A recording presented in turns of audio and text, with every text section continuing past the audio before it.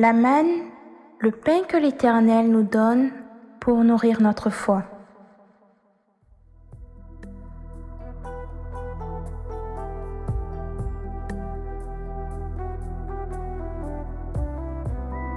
Shalom, shalom, bien-aimé du Seigneur Jésus. J'espère que tu vas bien. Bienvenue à ton moment de partage de la parole de Dieu. Nous prions le Saint-Esprit que le message de ce jour porte du fruit en toi et que ce fruit demeure au nom de Jésus-Christ de Nazareth.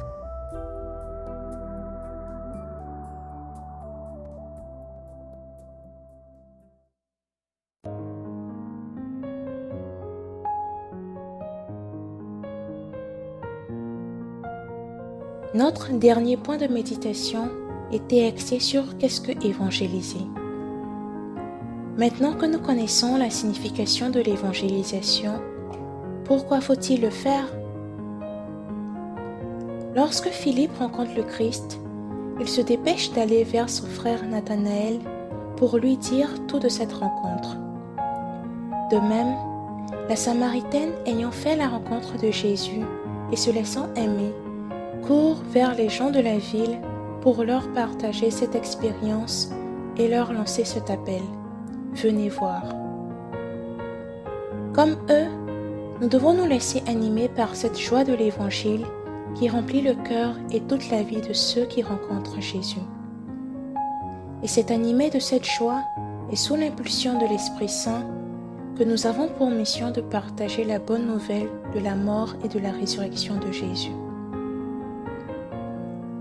À notre époque se vérifie souvent une attitude d'indifférence envers la foi qui n'est plus considérée comme importante à la vie de l'homme.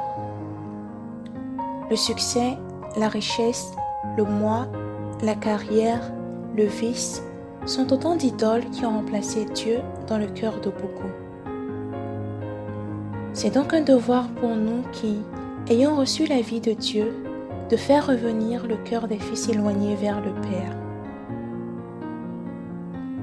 N'oublions pas que la foi est un don de Dieu et il est important que nous, chrétiens, montrions que nous vivons la foi d'une manière concrète à travers l'amour, l'harmonie, la joie, la souffrance, etc.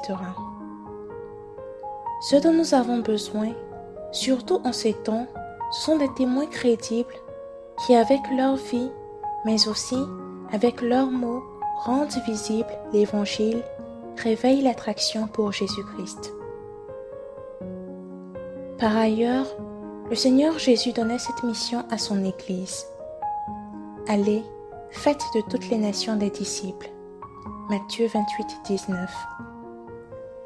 Chaque baptisé, porteur du Christ, est appelé à aller vers les autres, à engager un dialogue avec ceux qui ne pensent pas comme nous, avec ceux qui ont une autre foi ou qui n'ont pas la foi. Rencontrez tous, parce que tous nous avons en commun d'être créés à l'image et à la ressemblance de Dieu.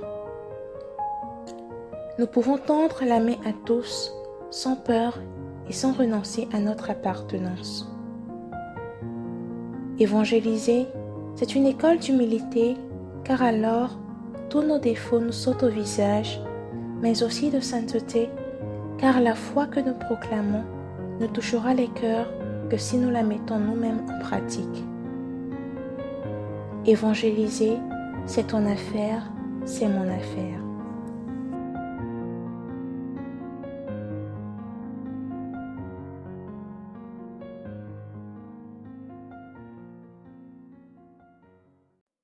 Dieu te bénisse. La manne, le pain que l'Éternel nous donne pour nourrir notre foi.